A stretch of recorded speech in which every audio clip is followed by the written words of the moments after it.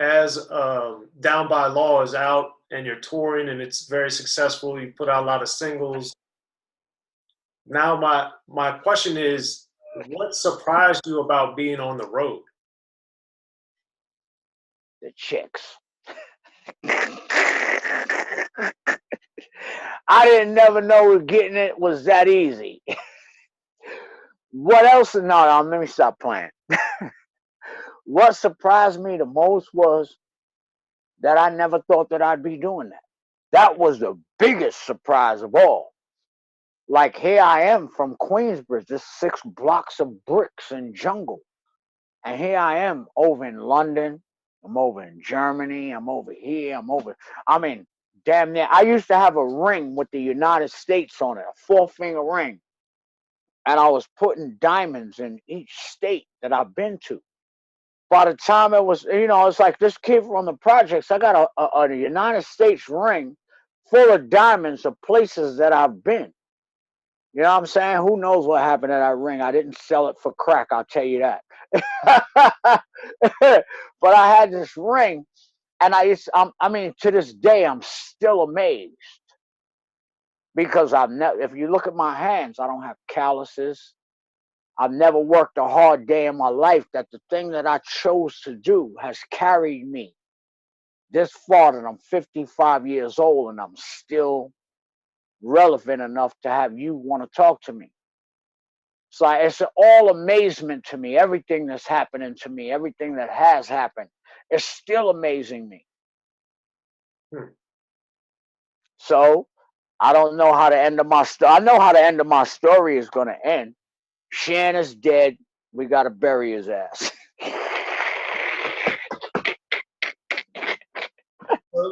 So do you still write? When I have to. I actually quit the whole hip hop game. I don't want to do no shows. I don't want to do anything involving in it. For the simple fact that it's still a jerk me industry. Nowadays, you have to have 1,500 streams in order to classify as one sale. 1,500 streams? Come on now. What is that? I don't want to be involved in that part, because the fans that are going to click my streams, they don't deal with the internet. So that's just a total waste to me to just do an album. Forget it. It's digital. Ain't nobody buying CDs.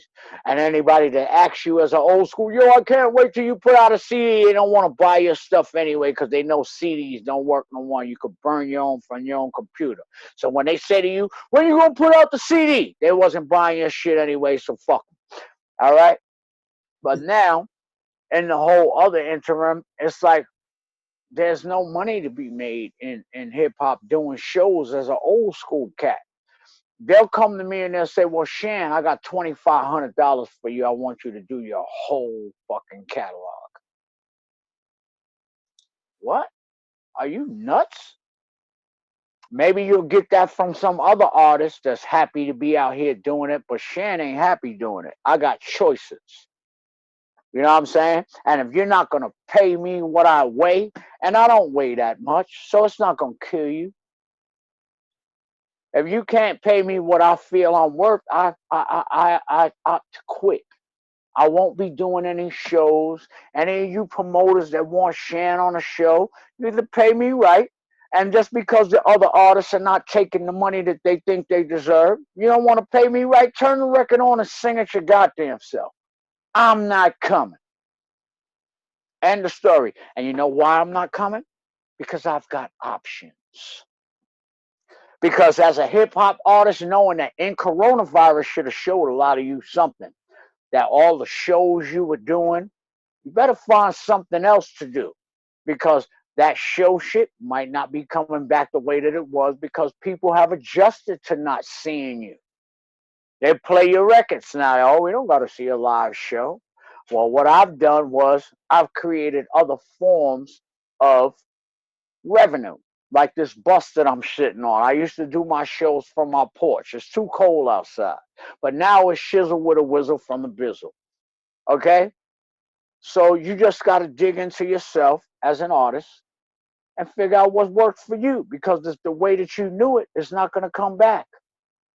And all I know is that me and my kids are going to eat, regardless whether I got to fix your car, whether I got to build your bus, whether I got to build you a salon in your bus, whether I got to build you a goddamn barbershop in your bus.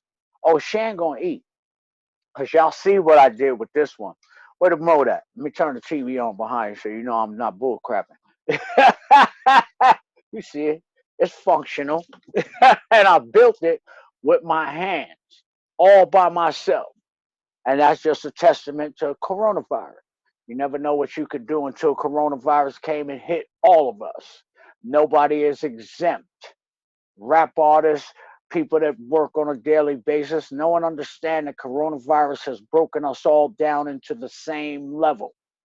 And if you have not found your chi, as they say, good luck to you. I know I went off on a tangent on you right there, but I just felt that I had to say that. It was something about the worldly spirit that says, Shan, you need to say that right now.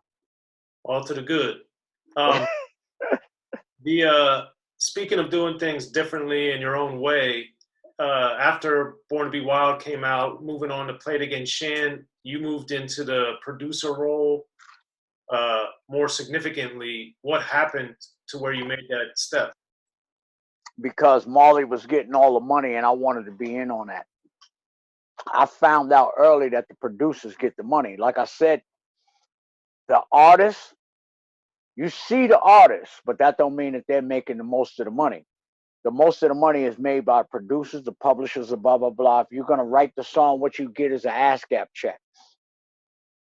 I'm like, hell, I want to get in on that real money. And so I wrote, and also being with Warner Brothers, there's a big story behind that too. Warner Brothers was trying to groom me, make me go from Shan, the hardcore dude, to Shan, the guy that we can like on television. Because at that time when I was signed to Warner Brothers, they wanted me to do the Fresh Prince role, right? But Benny Medina was of a certain kind of a character that me being from the projects didn't, you know what I'm saying? So Benny Medina, I was asking Tyler, well, how is he my executive producer? Who is this guy? They were trying to groom me to be the Fresh Prince of Bel-Air, right? But I wasn't about to go through the grooming that they were trying to groom me for, if you get what I'm saying. And so somebody else got the role. Not putting nothing on nobody. This is my own experience. I'm just telling y'all from Warner Brothers. And from after that record, Play It Again, Shan, you never heard from me again, right? Why? Because I got blackballed from the industry. Now, here you are, motherfucker, sitting in 2020 that got blackballed from the industry, but I'm still doing good. So fuck you, industry niggas. Y'all ain't get me. The only way you gonna get me is to kill me. Fuck you. That's all I'm saying. So that means you gotta step up on my yard and do what the fuck you do. And believe me, I'm shooting back. That's not saying I'm a gangster or nothing like that, but I'm just saying I escaped a lot of what the industry has done for a lot of people. If you can read through the lines of what I'm saying. Yes. So what did you feel? Did you think that Play It Again Shan was on the level of the first two albums? Did you think it was better? What did you think? Play It Again Shan was on a different level, because at the time I did Play It Again Shan, it was a time when all the music outlets and all the other media outlets, they were thinking of hip hop as a passing phase. That's what they called it. Hip hop is a passing phase. It's not gonna last. It's not gonna da da da da. And so with Play It Again, Shan, like I told Planet Law just earlier, it was like, forget all the sampling, because before Play It Again, Shan, all the records that we did as hip hop was sampled. So now I'm gonna play it again. So if I wanted an Aretha Franklin bass line, boom, boom, boom, boom, I'm gonna play it again on the keyboard. Or if I wanted a string line from any other song, I'm going to play it again. So now you're going to hear the bass line from Aretha Franklin. You're going to hear the string line from what's the Cameo, and you're going to play it again. It was just a whole different thing. But that's me going along with the Warner Brothers scheme. Let's make him more. And what you're going to do is go with the guy that has the check. Okay? So Warner Brothers was calling me and say, yo, Shan, I got this check for you. And you wasn't sliding in my ass, though. But if you got a check for me and say, Shan, make an album like this, I need to check. I'm going to make my album, but I'm going to make it the way you want it. Play it again, Shan, with the little top hat and the motherfucking suit. You know what I'm saying? But that's where it stopped at. Because when you wanted to desecrate my booty hole, I said, fuck y'all. So how do you think being blackballed, you were able to break through with Snow? How did that work then? Because they didn't know. You know, when your left hand knows what your right hand is doing, they can stop it. There's nothing they could have done about that. I produced that music. I wrote that music, and you can't take that money away from me. You can take it away from me if I'm trying to be the one in the front. Remember, like I said, the motherfuckers in the background hold the power. So now if MC Shan wanted to be that front runner, MC Shan rhyming and be him, we ain't gonna let you do that. But they couldn't do nothing about me producing. They couldn't do nothing about me. After I made the record, you can't tell me nothing. What, you gonna take my money? I'm a producer. I produced that. I wrote that, and you can't take nothing. And so here I am today. Your Blackballed didn't work, Benny. Fuck you, nigga. No, I might not have the 20 million or 30 million that motherfucking Will got in his bank account, but fuck you anyway, Benny.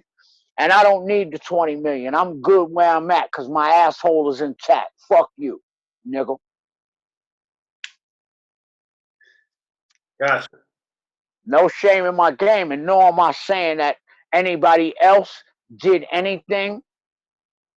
You know what I'm saying? I'm not saying that Will did anything. All I'm saying is I know the man that I was dealing with and how he tried to come at me in order for me to be that guy. And I got a question. But it's none of my business to question. All I know is that my asshole is intact. No disrespect to anybody that wants theirs all discombobulated, though. I'm just saying. Right. And we played against Shan too. That one has several different, or at least a couple different versions with different songs that are on it. What's that? I think there's like the European version has different songs. Somebody jerked me on that. I don't know what I don't even know what you're talking about now, so I gotta go look into that. The European version, you know, them motherfuckers over there do what they want. All right, well, sorry to break that news for you. No, but it doesn't matter. I don't get paid off it anyway, so who cares? Okay, gotcha. Like I said, all the money that I made, that I'm making now, is from my production career. It's not from Shan's hip hop career. All of MC Shan's music publishing, all of MC Shan Down by Law writers, or not writers, but all the points and all of that, I don't get none of it. Matter of fact, let me stop lying. I do get some of it because Warner forwards it to me. But it's like, that's not where most of my money come from. My money comes from me for being a producer and things that I've done in the background. Not being MC Shan. That you love to hear the story again and again because they don't pay a nigga for to do that.